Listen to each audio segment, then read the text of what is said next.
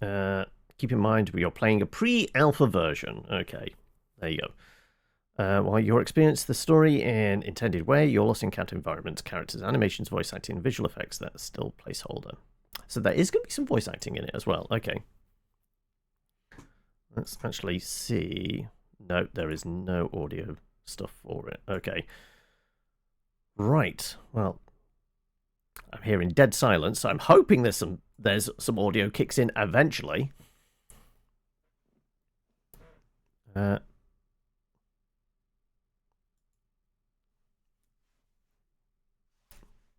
Hopefully there is. Divine character personality. Resolute. Oh, there was something. There was a doo sound. You feel calculated nor impulsive, but alert and confident. If only you could stay in a state of... Okay, do I see how many points? Oh, I presume these are my points down here. So I've got 3, 6, 9 to distribute. You're neither introverted or extroverted. You feel equally fine.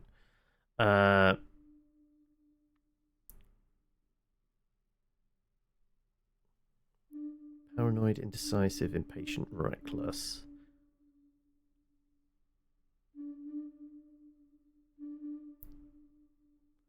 You're aware of emotions, but don't pretend they are.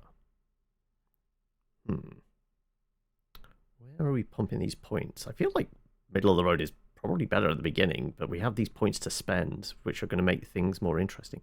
Let's...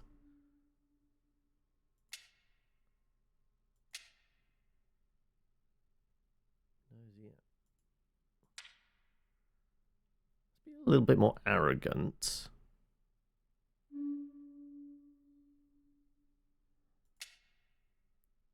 Yes, you're quite extroverted, but not to the extent that leaves people nonplussed. Plus, it's more of a plus. +3 to be precise. But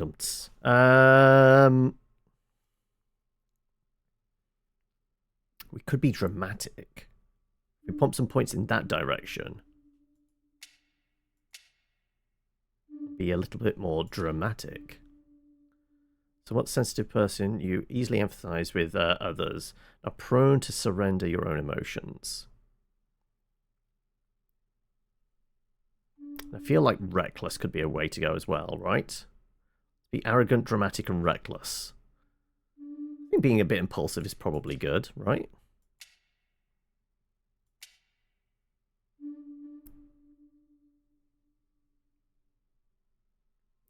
I don't know what kind of character we got. But it looks like they might be interesting.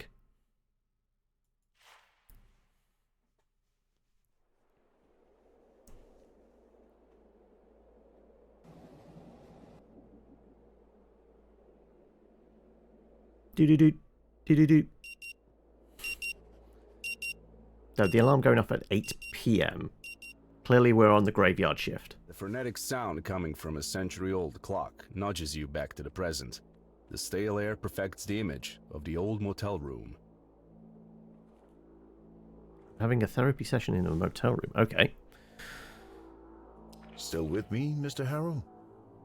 The doctor takes off his glasses, freeing his bushy eyebrows. Yeah, you've got my full attention. Mr. Harrow, I am aware of a slight lack of motivation you may be experiencing right now. Slight lack of motivation. More like total lack of motivation. You'd rather stay in bed all day instead of attending this joke of a therapy in the middle of nowhere. Yeah, why are we having a therapy session in a motel room? Like the background music's a little on loud, so I'm just going to nudge that to like maybe there. And we'll surely be coming back to this condition of yours later during our sessions. But for now, I just want you to acknowledge its existence and try to stay aware of it at all times, if possible. So what is this condition we have? Also, the bots are back. The silence befalls the room.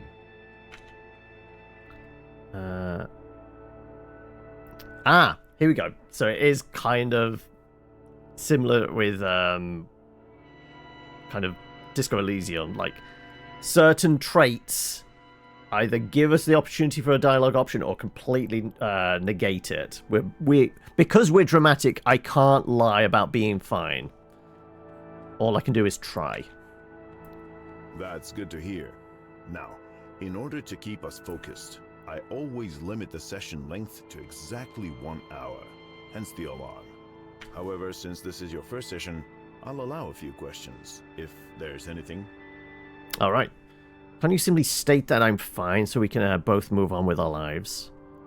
Wouldn't I know best whether I need another session or not?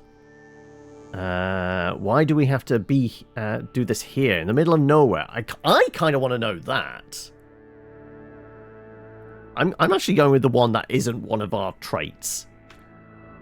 It may be hard to understand the need for isolation at first, but my methods require complete divergence from the client's regular way of life, as well as temporary distancing from their social groups and circles. This place is ideal in that. He's saying the problem is my friends. However, it's understandable that you need a period of adaptation to both this idea and to your new surroundings. That's also why I haven't asked you to hand over your phone yet. But please don't be alarmed. We'll talk about all of it in due time. Any other questions? Yeah, okay, now we can be arrogant. Wouldn't I know best? Your case is not to be overlooked. We need to assess the situation carefully. Your case. What is my case? What's my condition? Why am I here? Not so long ago, nobody cared about what you do. Yet now, suddenly, your business is everyone's business. This first session is more for you to get acquainted with me and my methods. We have a long road ahead of us. Anything else?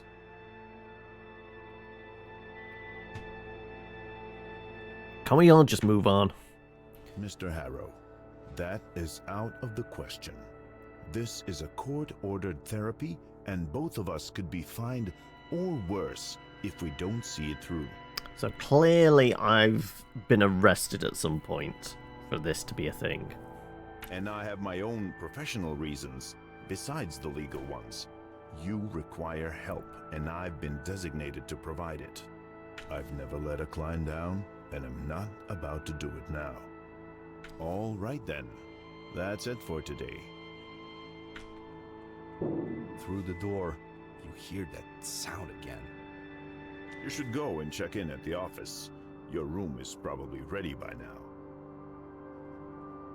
Well, I'm presuming it's probably drug related, isn't it? Like getting away from social circle of friends, court ordered, who's possibly going to be taking our phone off us. This is like the equivalent of putting us in rehab. Also, the nervous leg twitch. Feel like he's probably jonesing for something right now, isn't he? Let's get up and leave. Right, is it point and click, or is it everything just kind of going to do its own thing? Next to you see a source of the clangs. You heard from inside a young woman beating up an old vending machine. Give me my coffee, you jerk! Right. Okay, yes, WASD movement. Can On, you thief! I click on it to do a thing? Not coming any close until the angry woman leaves. Okay, right. I did also... Ah, yeah, I can point-click move as well. Right. It said go to the office. Where's the motel office? Also, why can I not... Okay.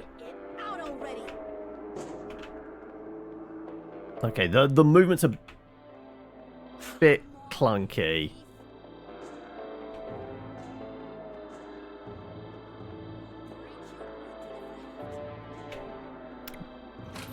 Mouse click movement might actually be more useful. Yes, I'm sure. Uh, Giant donut sign. I have no idea where you are. she says to her conversation partner. We can make a social check. Okay. Is this because I'm extroverted? I'm a sociable person? I take it that the red flash meant that was a bad dice roll. It's easy. Just be loud enough and she won't be able to ignore you. I'm going to ring the bell and smile. Ring the desk bell and smile. Please sit down, sir. She turns towards you, clearly annoyed by the bell. All right. Excuse me. As your paying guest, I demand your attention right now. Oh, we have been... I mean, we are arrogant. I guess we have to play the role, right? Yeah. Your chest swells with indignation. How dare she ignore you? But the only reaction you get from her is a quick side glance and a nod. You even wonder if the nod was meant for you or for her phone buddy. Mm-hmm.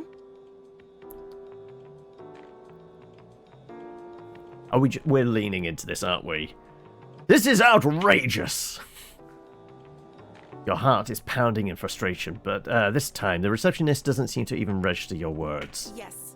Now, turn right, and then immediately take a slight left. She explains to the person on the other side of the call. Fine, let's go take a seat then. Or can we actually leave? Can we go do something else? Better wait inside. Oh, no, okay. Is there anything else we can interact with? Sounds like you missed the exit. No, okay. Fine, I guess we're taking a seat.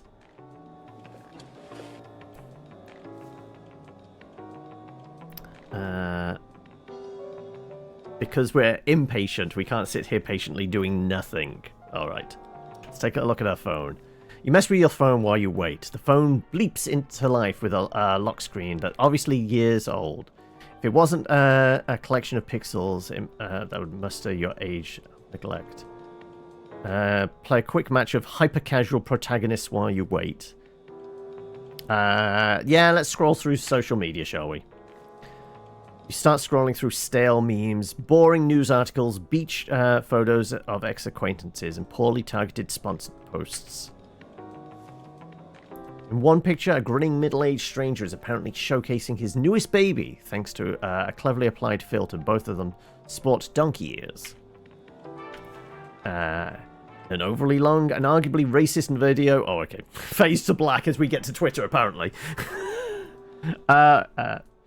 Non-native speakers repeatedly making embarrassing linguistic errors. They often turn out to be unintentional double entendres. Hilarity ensues. Minutes pass, but the phone call is still not at an end. Can you see the industrial compressor sign? No? Let's just head up. Like, now the impatience is properly kicking in.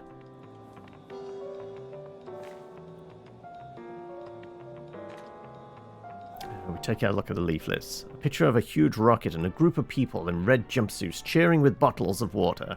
Above all, the Coral Destiny logo. Mm-hmm. The other side. Picture of an endless desert, and caption at the bottom reads, "Free bottled water for people of Rue Valley, courtesy of Coral Destiny, your favorite space agency." Sure, we'll take the leaflet with us, why not? Let's have a look at the pen. Clerk is laser focused on her call and she doesn't even notice you've grabbed the pen. You wanted to snatch her attention away, you've failed. Oh, 100% we'll pocket the pen. Maybe that's our crime. Maybe we're actually a kind of kleptomaniac as well. Sudden outburst of kleptomania overcomes you, but luckily the receptionist is so out of it, she doesn't even notice your misdemeanor. No, it wouldn't. We need them today. Okay, so it's not a guest she's talking to, it's a supplier of some sort? Well, you're one cheap plastic pen richer now, but still, bored out of your skull. Nothing else is clickable. Can I grab some coffee, please? That would lead you right back to the barricade. Start another call as soon as she finishes this one. Okay, right. You're at the giant donut again? All we can do is sit. Unless we can mess around with the... Oh no, it's the same as we saw before. Cheap promotional pen, Coral Destiny. Okay.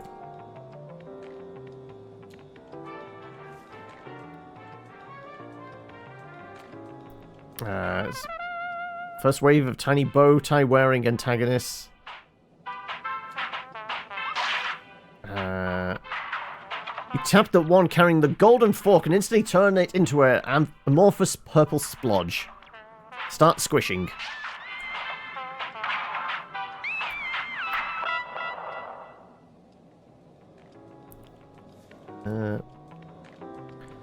Right. Yes. Now, turn right, and then immediately take a slight left. Are we done yet? I've scrolled through Twitter and played some weird Candy Crush game.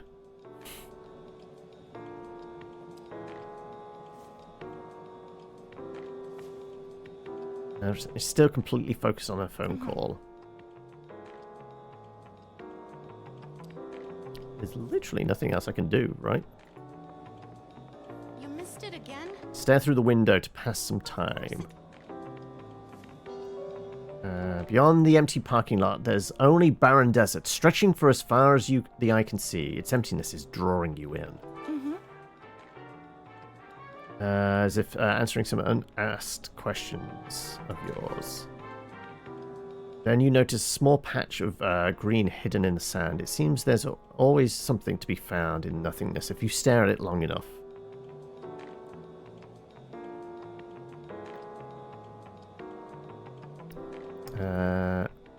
Let's try and contemplate our profound insight. Is nothingness just an illusion, emptiness, but a result of failure to find those little somethings hiding deep inside? Is it possible to find something even inside the most hollow thing, only by observing it over and over again until something eventually appears?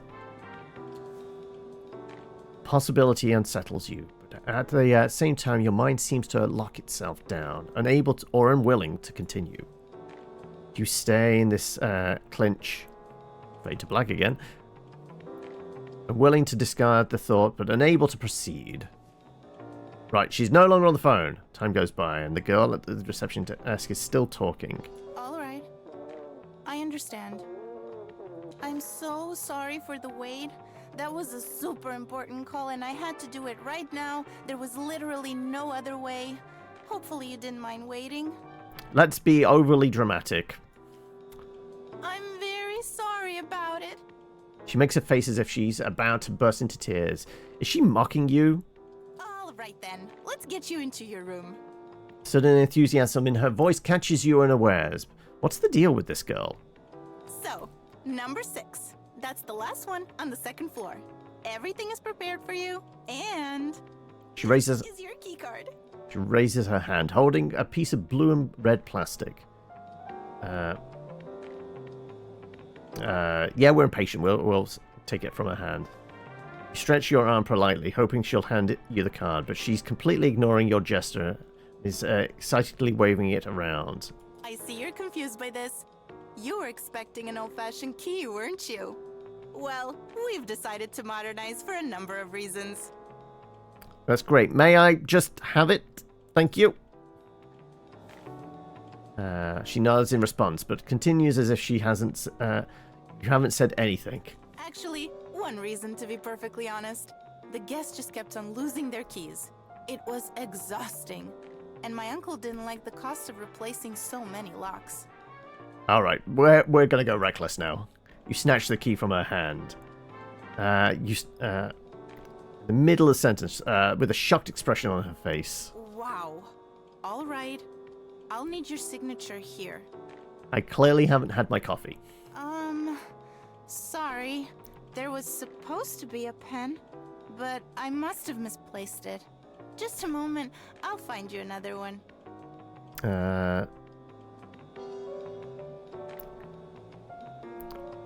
So patience seems to be a virtue in this. Because we're impatient, we're getting a lot of kind of grayed out options. No need, I have my own pen. Oh, you have one of those pens too. What a coincidence. So your signature goes here. Thank you. I'm here if you need anything. Enjoy your stay. Here's one I stole earlier. Right. Guess we can leave now. Oh, actually, I'm not hearing thump, thump, thump anymore, so I guess, yeah, she's done beating this up. The old vending machine is metal shell, bleached by the years. Okay. Flaunt our crimes, exactly. Send this one to journey elsewhere. You're wrapping up work. Okie dokie. Of sterner stock. We will maybe see you later. If not, yeah, see you tomorrow. Number 6. You unlock the door with the key card. A tiny green dot lights up to show near the door. Door is unlocked. Is our stuff in here already? I guess so. That must be our...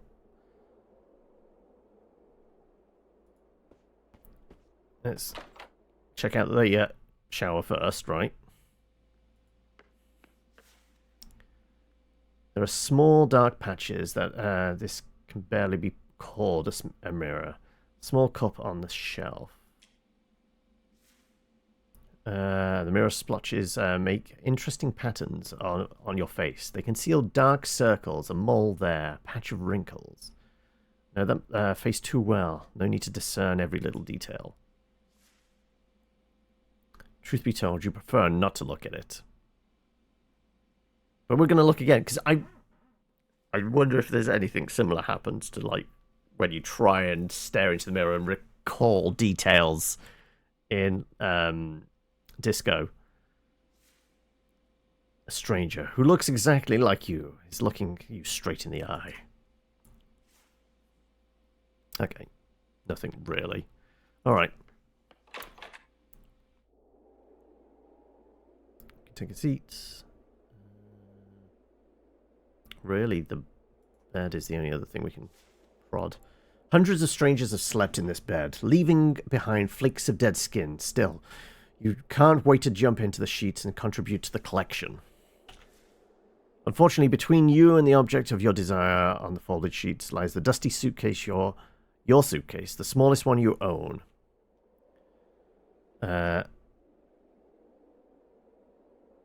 Because we have a total lack of motivation, we cannot open our suitcase, apparently.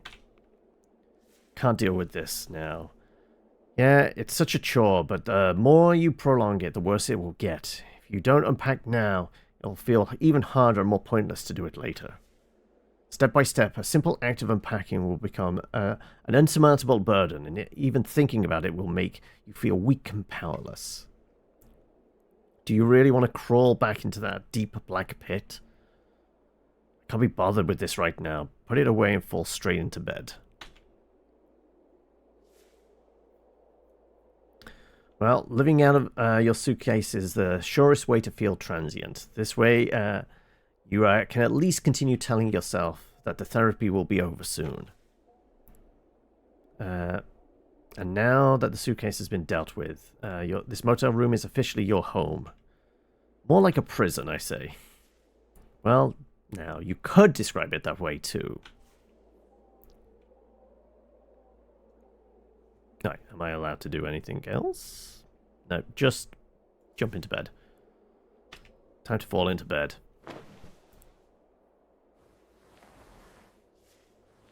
You fall onto the bed with all your weight. It croaks and squirms, and a cloud of dust and skin particles rise up. As soon as your head touches the rough pillow, though, tiredness overwhelms you. Coming to this nowhere motel to attend therapy you don't need has drained you both physically and mentally. You are desperate to get some sleep, yet after weeks of wakeful nights, you know it won't come that easy. Time to break out the phone again. Sure, more Twitter. You start scrolling, but every post looks like you've already seen it before. Same old, same old.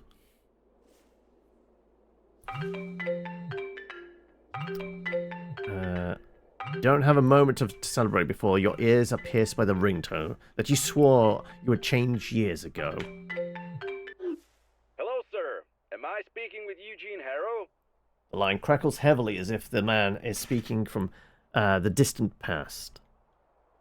Who wants to know? My name is Percy Rugger, and I'm a senior sales executive at Ulterior Paralegal Exploits Consultancy. We'd like to offer our help regarding your case.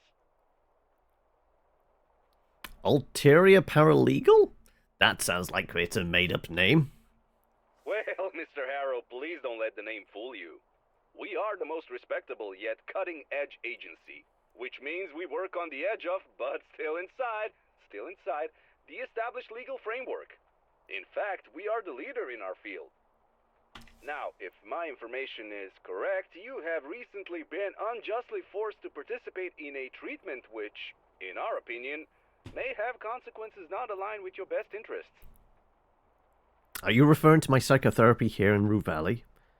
I mean, I don't know this guy. This guy, how desperate is he to get out of this place to, like, sign up with some very dodgy law firm?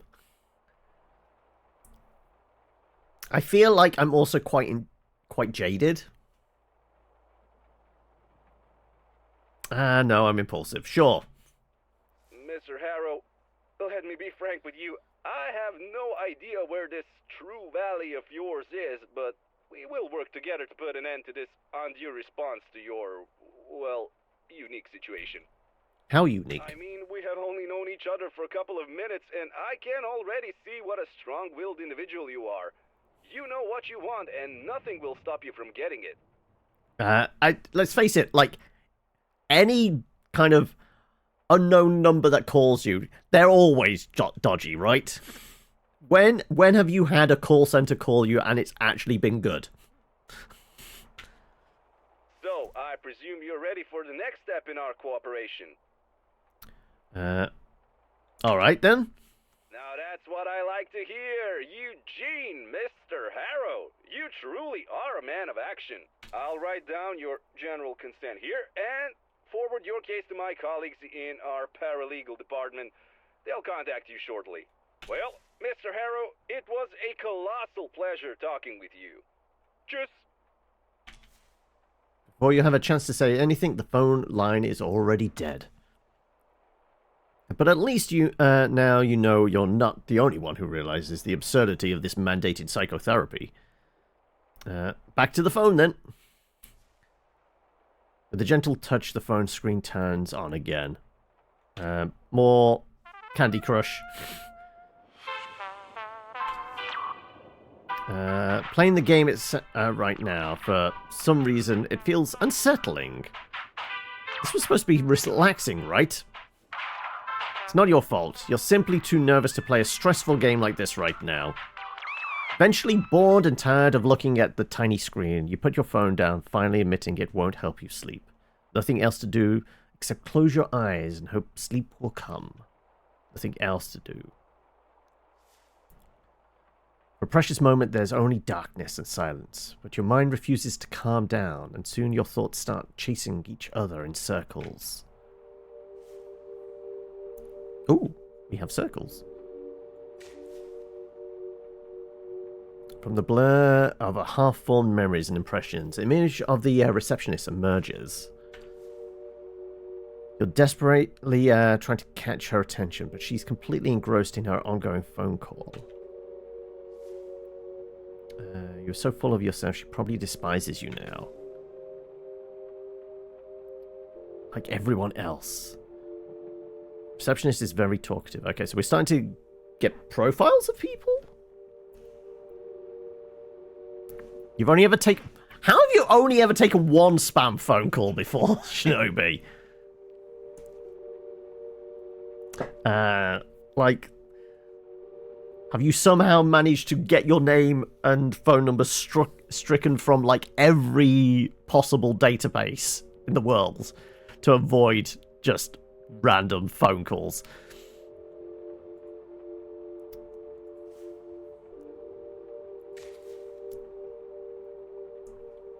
You see yourself standing in the motel room, holding the phone next to your right ear.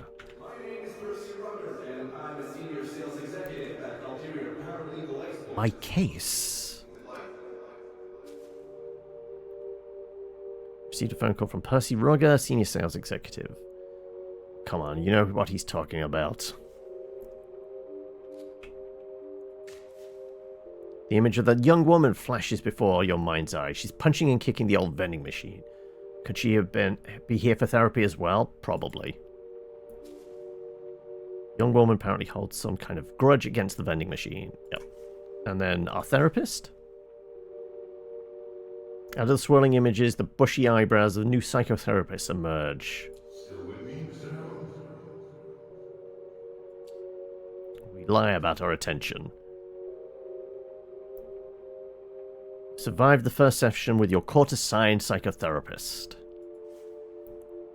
No. I presume we're going to have many, many more interactions here. As your consciousness keeps spinning around, the carousel of recent experiences turns into a cyclone of painful memories, repressed thoughts, and strange images. You find yourself walking through a desert. Your eyes are fixed on the guide in front of you. Your feet are trying to keep up with the steady pace. But the distance between you keeps growing until the guide becomes merely a dot nearing the horizon. Once you finally admit you can no longer see them, your body collapses onto the cracked earth below.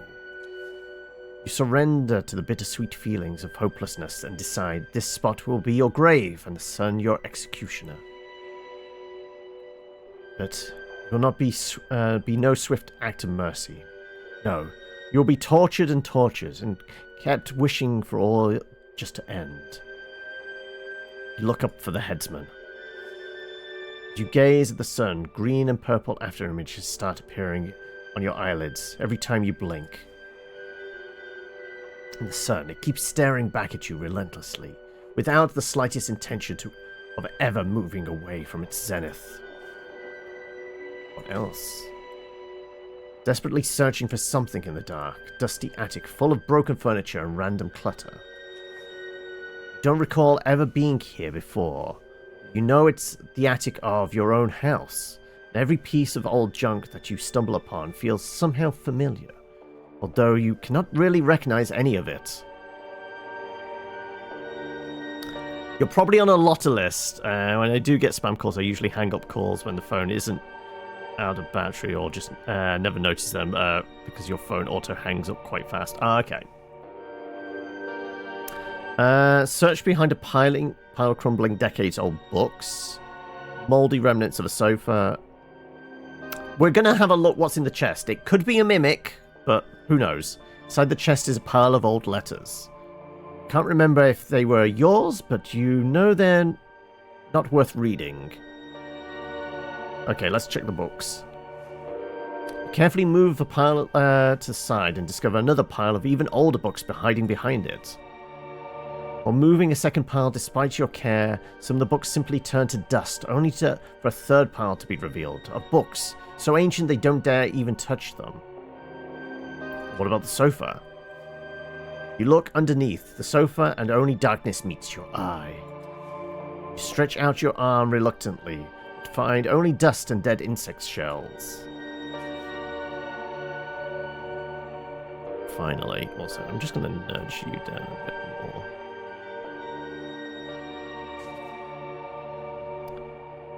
The figure of your angry father towers over you.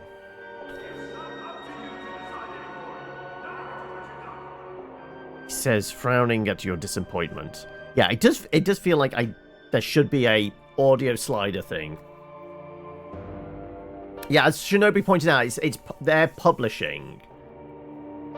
Who is the dev against Shinobi? You did say earlier, but yeah, the name that caught my eye was they were involved, and as I said, they have some presence about them. Emotional spark. There you go.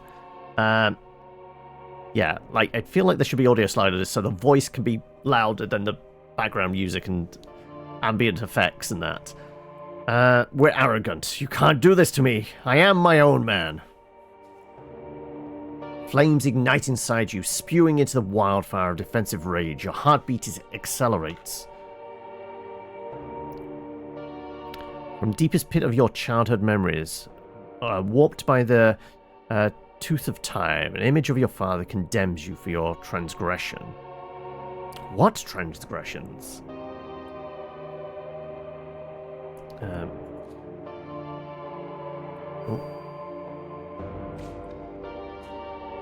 Emancipated, the cocooned memory.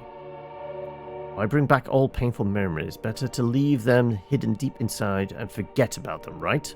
Or are you strong enough to confront them? I guess we commit. No, don't worry. These are not real memories. They are embodiments of my feelings. Echoes of the past. They are echoes of the past, I will say. Or like random neural activity in your brain. Best forget about them.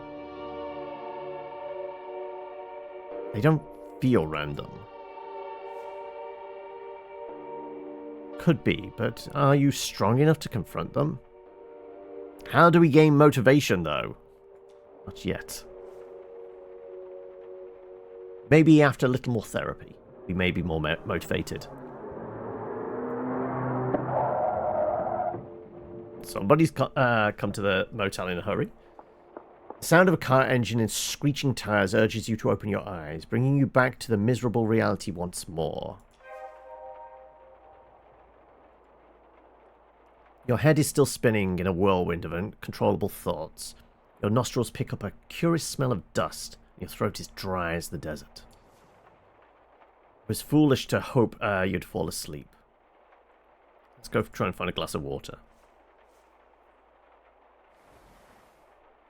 I mean, I see glasses on the side here. Can I grab one of these? There's a glass next to the sink.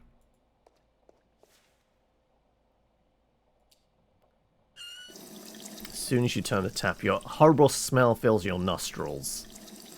It's like there's a plumbing issue in hell, and all that blocked sewage is feeding directly into the faucet. Then you see the water streaming out of the tap. It's a robust shade of jet black mixed with chunks of silt.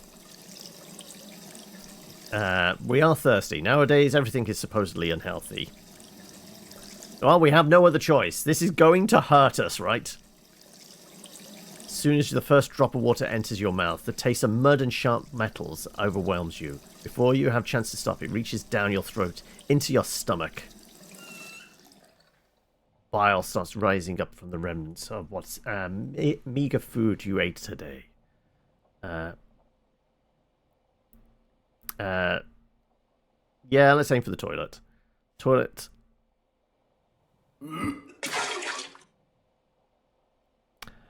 I mean, people are asking why the toilet lid was up. It's so I could throw up in it. This is not the first time they've had guests here that have drunk the tap water, clearly. At last, that horrible taste of heavy metals and toxic soil is gone, replaced by one of stinging acid and semi-digested food. But instead of quenching your thirst, you expelled what little liquid you had inside your stomach, making you even weaker and more dehydrated. Maybe too late for me. I'm going to die. That is a certainty. I'm sure we can maybe get a bottle of water from the vending machine, or a can of Coke or something, right?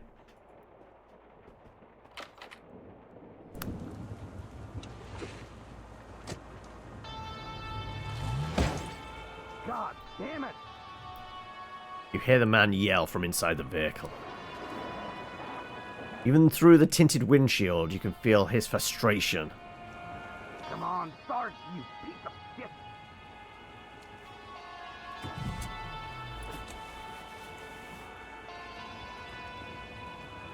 I think he's jammed up on the electrical box there. This maniac is about to kill somebody. Most likely himself, though. Come to think of it, could it be that's exactly what he's trying to do? I'd rather not think about it right now. Alright, let's find something to drink.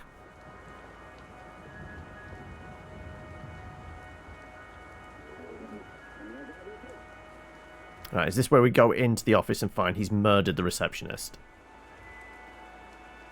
Apparently we can drink from the hose.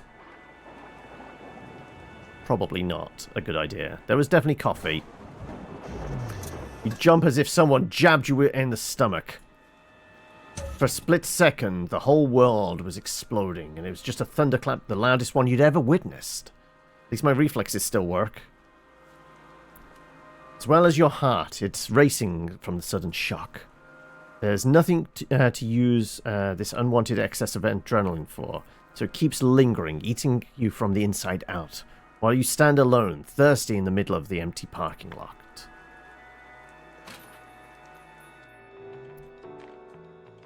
Can I... I mean... I guess they're not actually in place, the water bottles there. Can we not have a coffee? Let's just ask. Excuse me. The receptionist's eyes are closed. You can hear music blasting from her headphones. She doesn't seem to have noticed you. She opens her eyes and jumps away, startled at your presence. Mr. Harrow, sorry. I haven't noticed you. I didn't mean to startle you. Where can I get a drink? Where can I find some water? Oh yes, I forgot to, don't drink the tap water, she grins. You forgot? Your manager will hear about this. Too late. I'm very sorry about that. She makes a face as if she's about to burst into tears. Get a bottle for free at the vending machine instead. Just press the button. Well, we did presume the vending machine. Though it was broken earlier, we might have to beat it up some.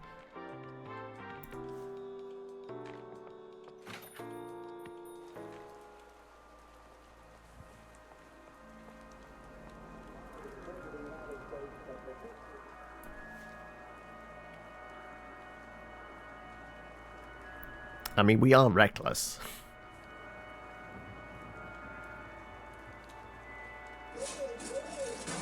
There's a bang and a clang and the machine vomits out a bottle of water.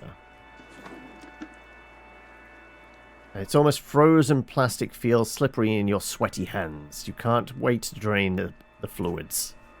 Right, presumably we can use... We will recklessly chug it.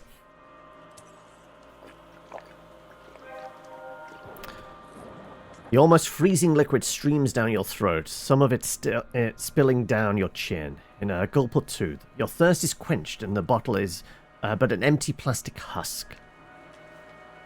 Can I get more? Suddenly, the night sky turns blood red and you feel an infinite scream passing through everything. Unbearably, anxiety washes over you. Has a nuke just been dropped?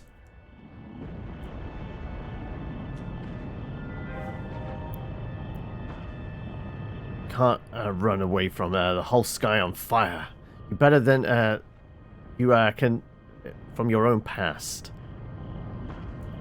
Anxious apprehension, at least. I don't have to face it.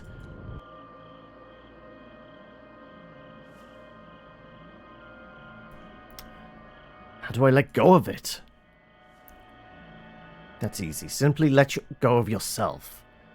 What kind of answer is that? No one can stop being themselves.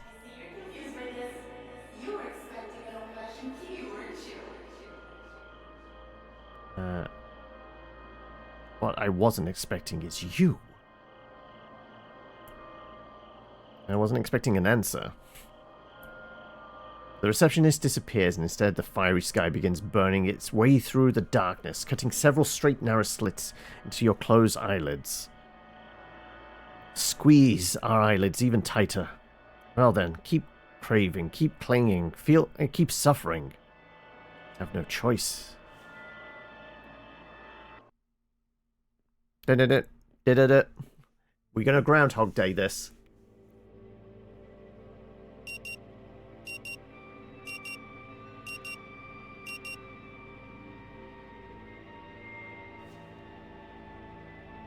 still with me, Mr. Harrow? It's Groundhog Day again. Stop the carousel and focus on something else. Let's think of something sexy? I mean, I don't know. Is the therapist our type? Probably not. Let's try something soothing.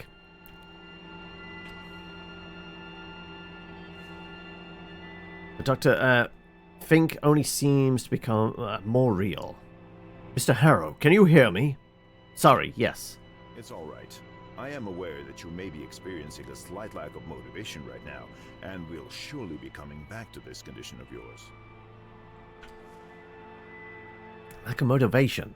It's the least of your worries while your mind is filled with this crushing, overwhelming sense of impending... Oh, did you hear that? Wait, did you hear that? Muffled sound of metallic clanging from the outside diverts your frail attention. For some unknown reason, your heartbeat accelerates and cold sweat appears in your armpits. At all times, if possible. Doctor finishes, apparently expecting you to answer. Apparently we're guilt-ridden. Was that one of our things? Was that the I think that might have been on the sensitive thread, right? Are you presuming, like, Cinder is going to drop a nuke on us at some point, Trillian? Is that what you're saying? Hello, Dim. I'm doing all right, all things considered. I'll put it that way. Oh, the groundhog thing. Oh, okay, yeah. Let's just be guilty. No worries, Mr. Harrow. You seem to have had enough talk for today anyway. Mr. Harrow, you're shaking. Are you feeling unwell? Yeah, I drank the tap water.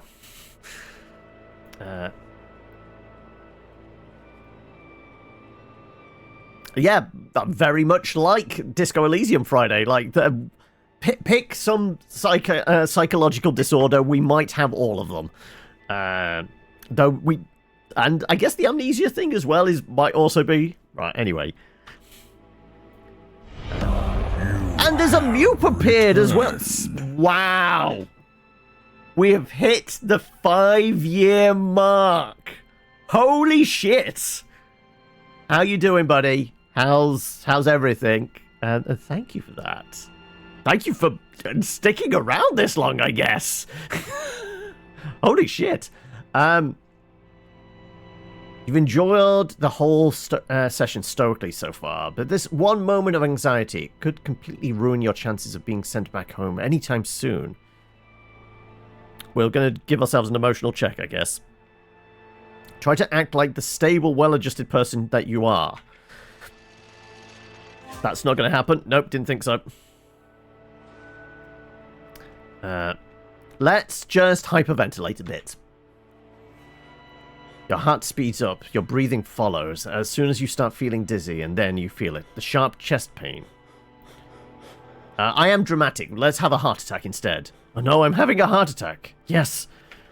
The realization makes you panic even more, which further accelerates your breathing. Mr. Harrow, you're not having a heart attack or anything similar. Trust me. You are just getting too much oxygen. Yeah. Let's try breathing through pursed lips as if you are blowing out a candle. This will help. Let's try and heed his advice, shall we? That's right. Calm your breath. Nothing's wrong with your body. Oh, plenty is. I drank the water, remember. Slowly, your breath by breath, you begin feeling in control again. And the frantic pace of your heart, as well as your thoughts, slow down to their usual tempo. Feeling a little better? Good. May I ask, how is your sleep these days? I haven't slept in months. Is that so? He seems to inspect his dark... he seems to inspect the dark circles under my eyes. Well then, if you happen to have trouble falling asleep tonight...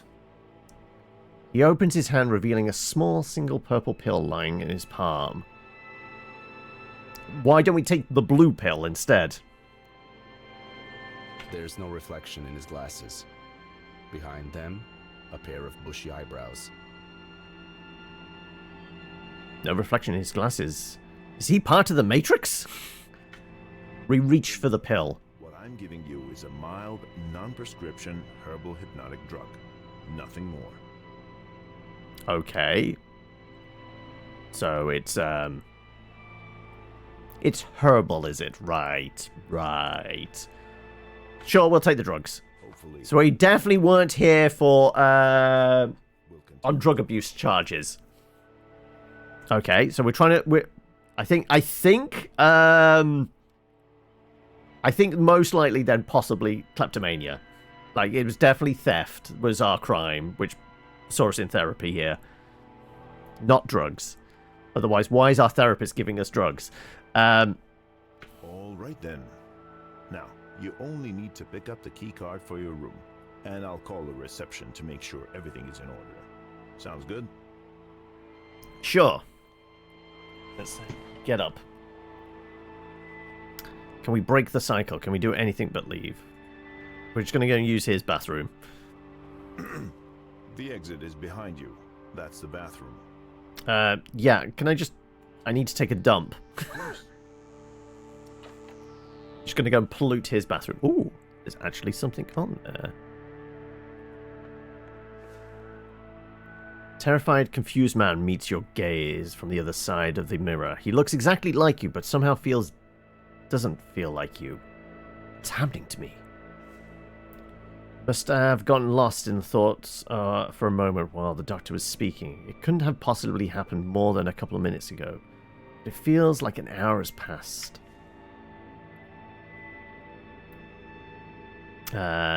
Swallow the purple pill with some water. I mean, are we really going to drink the tap water again? Probably a bad idea.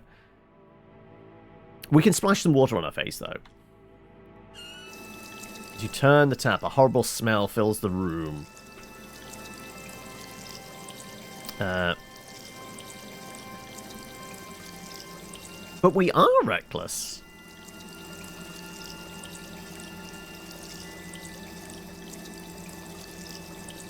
I'm not touching the water. Okay. Splash water on your face. A few droplets enter your nostrils, immediately triggering a gag reflex. Then you feel the feeling passes in a moment, and you realize a near vomit experience has actually helped you ground yourself a bit. Let's leave. I do want to grab whatever that is. The book cover is dominated by a stunning redhead, her face elegantly made up, her dress tight. Shadows gather all around her, but a gun in her hand shows she's ready for any threat. Not to mention that with that décolletage, she's definitely dressed to kill. Above the woman is the title, Lilith Undercover. Below, the author's name, T.J. Sampson.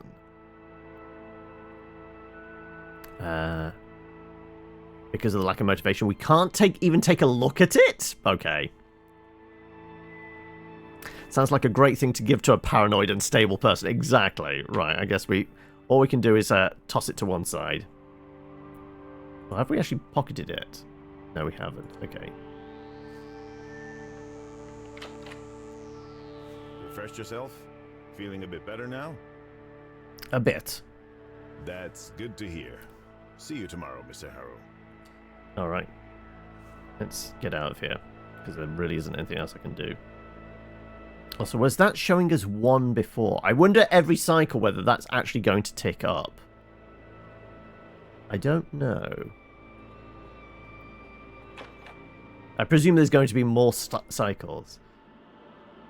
That woman's still beating the shit out of the vending machine.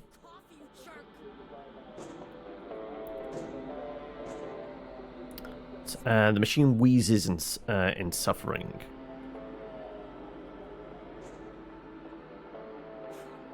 Coiled like a sleeping serpent. Right. Do anything this time around that isn't prescribed. It's already late afternoon when you saw the sign for the first time, as the bus door opened and a wave of desert heat hit your eyes. All the other passengers of the almost empty bus remained seated, each lost in their own world. None of them paid any attention to you as you gathered your belongings and prepared to leave the bus. Remember, an older woman, there was a young person with bright pink hair. A burly man in a thick beard left an impression for sure. Let's go with the pink-haired person. They were scrolling through their phone with a bored expression, seemingly completely disinterested in their surroundings, as if they lacked any real connection to the outside world. Okay, there was an older woman as well. Sitting at the back of the bus, her nose was buried in a book during the whole trip. Her wrinkled face was contorted into a look of intense concentration, as if she were trying to solve some complex puzzle. What of the man? He was leaning against the window, staring out at the desolate landscape. With a faraway look in his eyes, he seemed lost in thought, as if trying to make sense of something that had happened to him a long time ago. I don't wish to think of any of these people. Why would you? Even as you were disembarking from the bus, they meant nothing to you.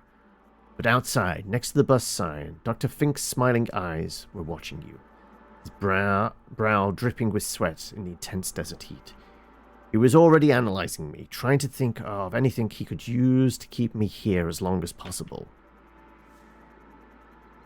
"Welcome to Rue Valley," he proclaimed, like some poorly written NPC from an outdated video game.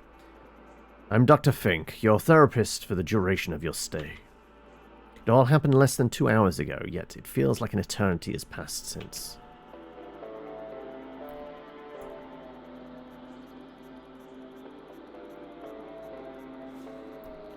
The sun still burns as bright as if it was in zenith, its heat absorbed by the asphalt. You won't get far without a car. Let's stare down the road for a while. Feeling of longing, relentlessness starts to well up inside you. Can't help but wonder what lies beyond the horizon, beyond the limits of the suffocating desert. But even if you weren't trapped here, you wouldn't go. You may long for the sense of adventure, but that comes with being on the road. All you can do is stand and stare and wish for what could have become of the young man that was you once were, a long time ago. What about the other way?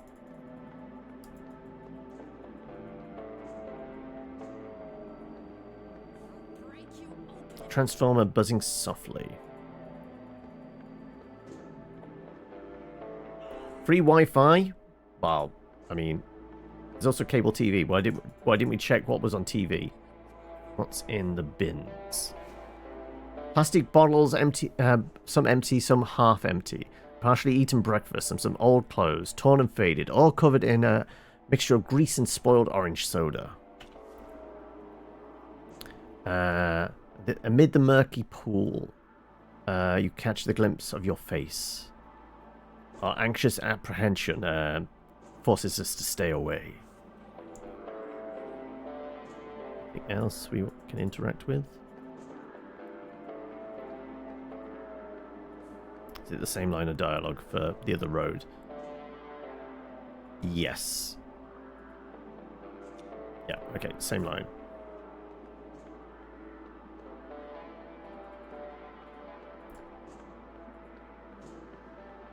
Can I chat with her?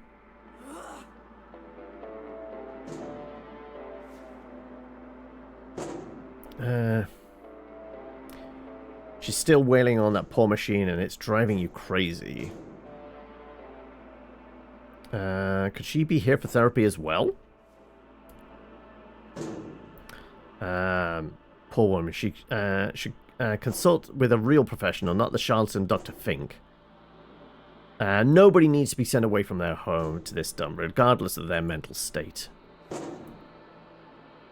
Well, if they're breaking the law, they should be sent to prison, obviously. And yet, what is to be done with lunatics like her? Let them rage around freely, yelling and kicking vending machines wherever they go. There must be a better way to help a distressed person. Perhaps you could speak with her, see if you could help somehow. Or is that too much to ask right now? I'm anxious, so apparently I'm not allowed to. Right, is there anything else I can interact with? Not really. Coffee, you jerk. Anything upstairs?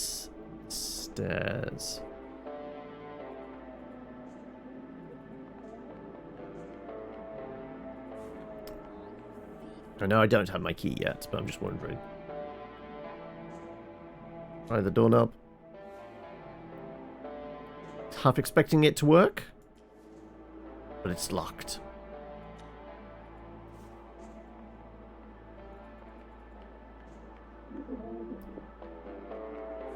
Alright. She's still having the same conversation, or is it different this time? Can you see the industrial compressor sign? No? All the attention of the girl behind the counter is being hugged by the ongoing phone call. Yes. Now turn right, and then immediately take a slight left. Hold on, I've got someone on another line. Another line, that's different. Hello, reception. What can I do for you, Dr. Fink? He did say he was going to ring her through. Okay. Yes, he's here. Of course, no problem. In an instant, the realization dawns on you because of your panicked outburst at the end of the session. Dr. Fink must have just warned the receptionist of your condition. Let's just smile. She smiles back at you as she touches the button again. Hey, listen. I have to go now, so let's... I know. We'll have to manage without it today. I know. Sorry. Bye. Hey, at least we don't have to wait this time. Hello, Mr. Harrow. How are you? Are you ready to check in? Everything is in perfect order. Don't you worry a bit about anything. I mean, we are guilt-ridden, so we'll apologize. You know what? I don't think I'm that guilt-ridden. I think we'll just say thank you. You're welcome. Let's get you into your room. Her voice is full of enthusiasm. Number 6. That's the last one on the second floor. Everything is prepared for you, and this is your key card. We did reach for it before. You know what? We'll try doing something different. We'll nod and wait for her to put it on the counter. I see you're confused by this. You were expecting an old-fashioned key, weren't you? Well, we've decided to modernize for a number of reasons. Right. Can I just have my key? Very tired. Perhaps I'll tell you about it some other time. It's a really interesting story. I look forward to hearing it some other time. Here, I'll just need your signature. Let's sign. Thank you. We didn't get to sit. We didn't steal the pen this time. We're not a kleptomaniac in this parallel dimension. Also, as we didn't... Does it mean we might be a little more motivated to open our suitcase this time around? Actually, is that woman still clanging the... Does seem like there's maybe faint beating up of vending machines. Yeah, okay, right. I was just wondering, like, trying something different, like maybe whilst we're in there, we could have come out and got a bottle of water. Because she's no longer beating the crap out of it.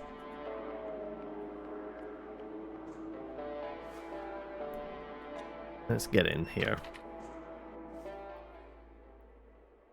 Alright. Can I get into bed this time? Why am I afraid of unpacking? Dusty suitcase, the smallest one we own. Yeah, the same again. Perhaps you're scared of what you'll find inside. What could be inside? They're going to keep me here forever, aren't they? I'm curious now. What is he keeping in his suitcase?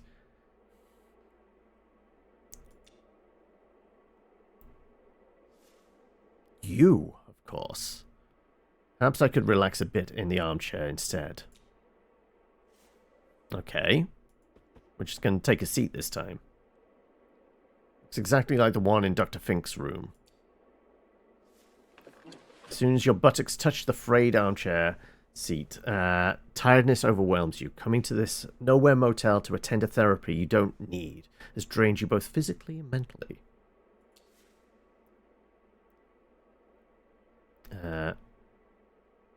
All you want is to sleep, but unnerving restlessness is gnawing at you from the inside, like a colony of termites munching on a piece of dead wood. Let's stare at our suitcase. What a pitiful, inert object. It's full of my stuff, though. Stuff, clothes, phone charger, toothbrush. Might as well be empty. But it isn't. Let's try for sleep. For a precious moment, there's only darkness, but images start flashing quickly without your consent. A veritable carousel of impressions and experiences. Is it going to be the same dots? Okay. We're not reckless. But we are reckless! Check who's calling. Caller withheld. Screen simply reads unknown number. You feel betrayed by your own phone masking the identity of the mysterious caller. Let's switch it to silent and ignore it. Let's try and get some sleep. Oh, we have new pips.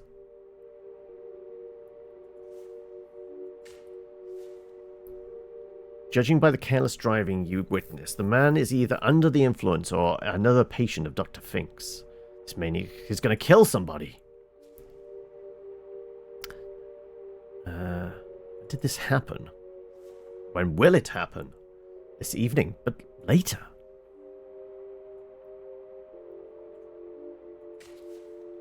For a split second, the whole world was exploding. It was just a thunderclap, the loudest one you've ever witnessed. At least my reflexes still worked. The loudest peal of thunder you've ever heard. Though, I mean, it wasn't, like, clearly the lightning strike hit something that caused the explosion, right?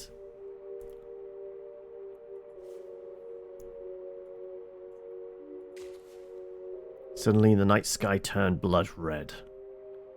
We tried to get away, but we couldn't run. But you can't run away from the whole sky being on fire. Nothing happened afterwards. Then suddenly everything happened again. Everything again, but nothing after. The meaning of what you've just experienced is still hard to grasp. Is this some weird deja vu?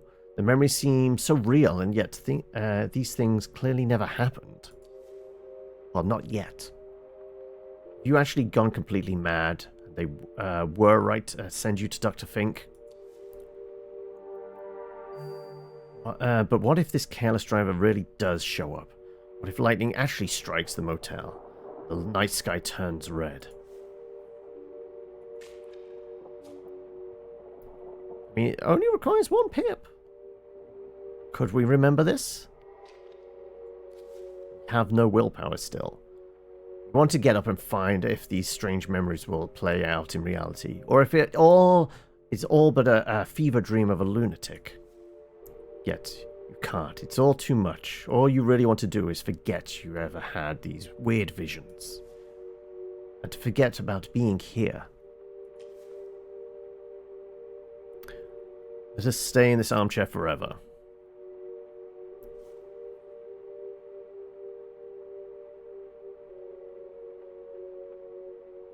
Are we going to be able to do anything?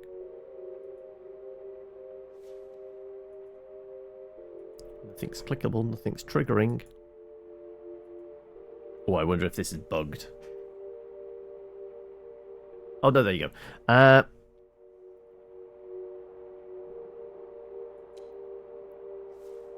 soon as you close your eyes, images return again, chasing one another. It really wants me to swallow the pill, doesn't it? Fine. Swallowing a pill without any water is not a pleasant task, true, but getting up only to get some water definitely feels like too much effort. You force the pill down your throat. Using saliva as a lubricant, you help the purple capsule find its way to your stomach. I have no idea how long it will take until the effects kick in. So there's nothing to do but wait. Now, with drugs in our system, does something different happen? You expect the images to return again, any moment. Gradually, your thoughts begin to slow down, and your consciousness lightens its feverish grip on you. We're impatient, guilt-ridden. Let's go with no remorse. We got rid of the anxiety. Okay.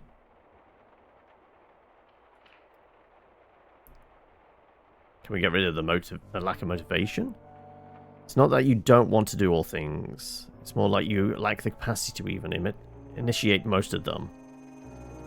Was it the purple pill? Doesn't matter. Nothing matters.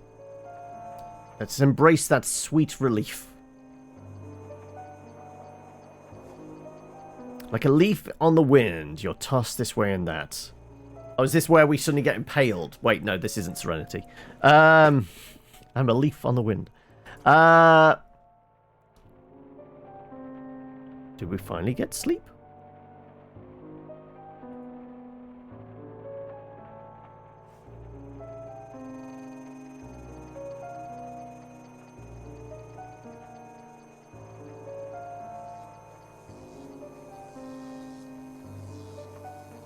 Something sparking, but what is this? A tiny spark of light seems to have taken root deep inside you.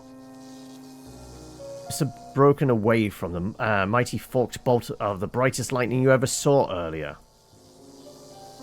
Spark still without shape, still without purpose, but full of potential.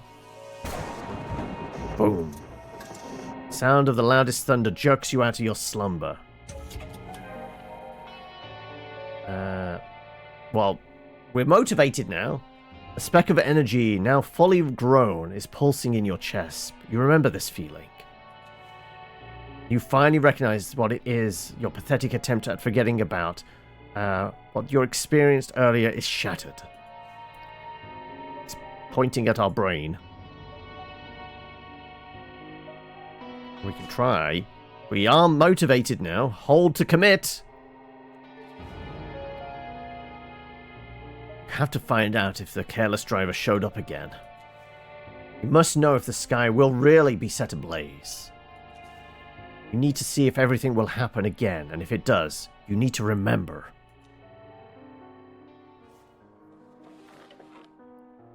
So are we allowed to get into our suitcase? Nope. Right. We're just going to go and listen for the guy crashing into something. Rain has slackened off, and you see nothing out of the ordinary, nothing you could put your finger on. If the careless driver visited the motel, he was surely left already, while you were sleeping. Yet, as you exit the room, the hairs rise on the back of your neck, and an eerie sensation takes hold. Glance towards the parking lot. You stare at the reflections on the wet, dark asphalt. The memory begins unfolding in your mind again as he enters the car and starts the engine. Then he hits the transformer while driving in reverse, smashing his rear light before driving away in a cloud of smoke. If it really happened, you may be able to find some evidence down there. That's right. Okay. Also, let's get our bottle of water as well.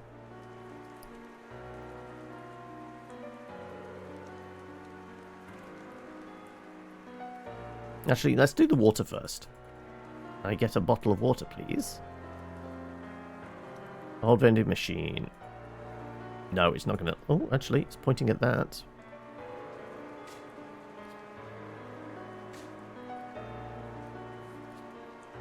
No, it just wants us to do this thing. Still. No, okay. Fine, evidence. You wish us to find evidence. Fine.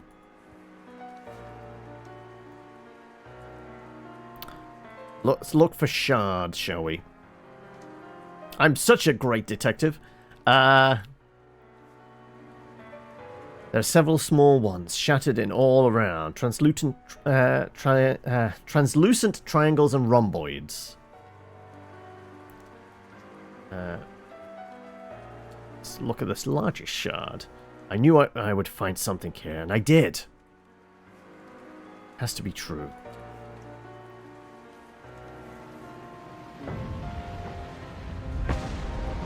Then before you can wrap your head around it, the sky are once again set ablaze, exactly as you remember, only confusing you even further.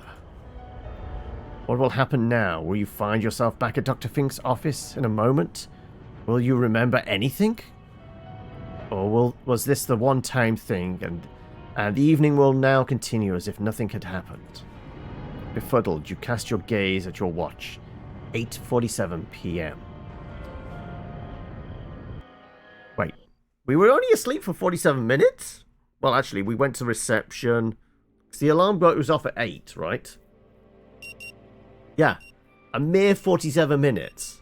Like, the sun goes down very quickly, and the rain clouds roll in. Frantic sound of the alarm nudges you back to the present. Still with me, Mr. Harrow?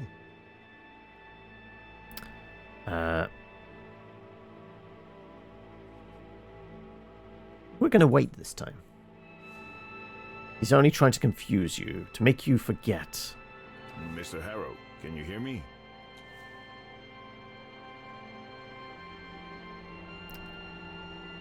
Need to remember. To remember? Yes, it is something very important. Muffled sounds, metallic clanging from the outside interrupts your train of thought. So an image of a young woman punching and kicking an old vending machine emerges in your mind.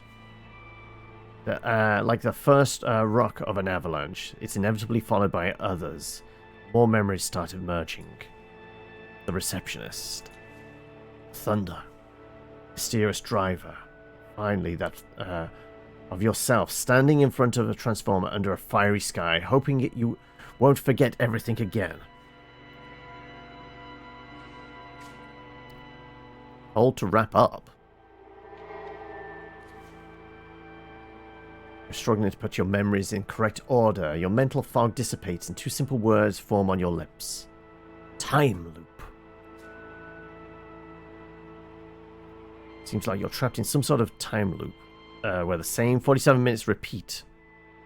Dr. Fink's voice pulls you back to the old motel room. I don't think I follow, Mr. Harrow. Would you care to elaborate? I don't know, do we? Gonna spend the next 47 minutes explaining it to him? Until everything explodes? Okay. I was actually expecting it to run a bit longer. But I guess we got... It was about an hour and... close to an hour and a half for the alpha. Because it was an alpha, I figured it would probably be a couple of hours. So a bit shorter than I was expecting, but it at least conveys the premise. It is basically a demo. It's not really an alpha. I mean, there is a survey there. But alpha, you'd expect, okay, play this chunk of it, tell us what breaks. That's normally infers a playtest. This was a demo slice of it more than anything else.